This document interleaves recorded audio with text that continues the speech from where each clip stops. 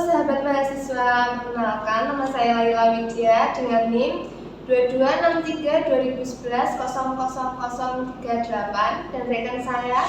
Perkenalkan nama saya Mila Nurkumala dengan NIM 226320110033. Itu tadi perkenalan dari kami. Selanjutnya akan disampaikan oleh rekan saya. Kami akan menayangkan beberapa kasus korupsi di Indonesia. Ditetapkan menjadi tersangka kasus dugaan korupsi, seorang oknum kepala desa di Tulungagung, Jawa Timur ditahan kejaksaan setempat. Tersangka diduga telah menyalahgunakan bantuan keuangan senilai 175 juta rupiah untuk melunasi utang anaknya. Pemirsa, Kejagung sita uang tunai senilai 301 miliar terkait dugaan TPPU dengan tindak pidana korupsi dalam kegiatan usaha perkebunan kelapa sawit PT Duta Palma Group. Itu tadi sedikit cuplikan video dari kami. Kami di sini juga sudah melakukan wawancara dari warga sekitar tentang korupsi dan apa saja dampak korupsi bagi masyarakat luas, terkhususnya masyarakat Tulungagung. Dan ini video cuplikan dari kami. Apa yang saudara pahami tentang korupsi? Korupsi, ya saya mencoba menjawab. Korupsi itu bisa dikatakan mengambil, mengurangi, ya itu bisa mengurangi uang, waktu, nah itu juga bisa dikatakan korupsi. Akan tetapi di negara hukum kita ini, jika kita melakukan korupsi di lingkup pemerintahan atau di lingkup perusahaan yang itu bisa merugikan salah satu pihak, itu bisa dimasukkan dalam tindak pidana karena ada dasar hukum yang ada di negara kita ini.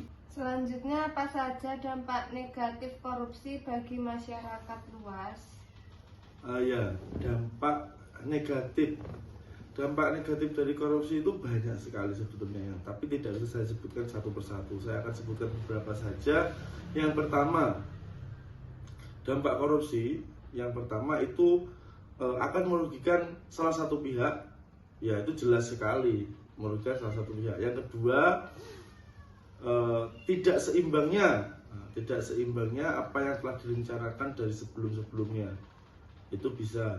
Yang kedua, ya tidak sesuai target atau porsi yang diinginkan. Nah, itu sangat berdampak negatif sekali.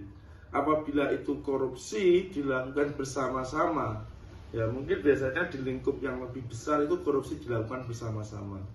Dan itu biasanya dilakukan oleh mungkin pimpinan dan anak buah dan sebagainya, dan itu akan menjadi pembelajaran.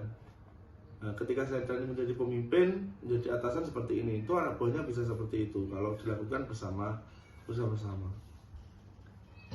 Yang terakhir, bagaimana cara mencegah dan memberantas korupsi menurut pendapat saudara? Iya, untuk mencegah dan menghambat korupsi, ya. Memberantas, ya. Memang kalau kita katakan memberantas itu tidak bisa, ya. Di Indonesia itu sepertinya sudah tidak bisa diberantas korupsi itu, karena korupsi itu sudah, menurut saya itu korupsi itu sudah nasi, ya, kalau makanan pokok bagi orang Indonesia. Tapi menurut saya sendiri itu tidak boleh dilakukan. Kalau dari saya di sekolah, ya kita ajarkan mulai hal-hal kecil kepada anak-anak. Contohnya lebih suka menabung, terus berkata jujur terkait uang, seperti itu. Tidak membawa pulang apa yang bukan haknya. Nah, itu hal-hal kecil yang kita ajarkan kepada anak-anak ketika sekolah. Kalau porsi saya sebagai guru, ya guru SD terutama, itu ada anak-anak. Bisa disimpulkan ya dari video tadi ya. Kasus korupsi itu kayak penyalahgunaan uang negara untuk kepentingan pribadi, ya, bisa jadi. Iya, bisa jadi pribadi dan bisa jadi untuk kepentingan orang lain. Dan korupsi itu biasanya merugikan keuangan negara, ya Mbak. Ya. Merugikan keuangan negara, merugikan masyarakat, dan merugikan semua pihak yang bersangkutan. Ya.